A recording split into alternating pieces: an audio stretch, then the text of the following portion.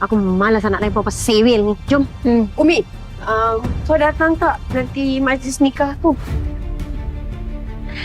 Tak payahlah tanya soalan bodoh. Simpanlah sikit bodoh tu dekat dalam rambut gulung-gulung kau tu.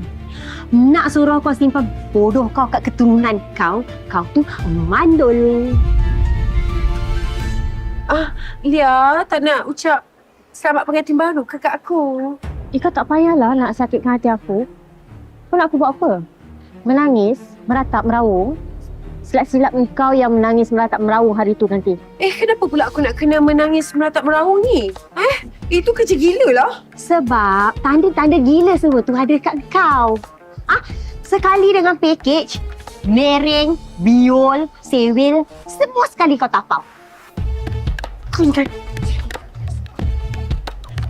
Suka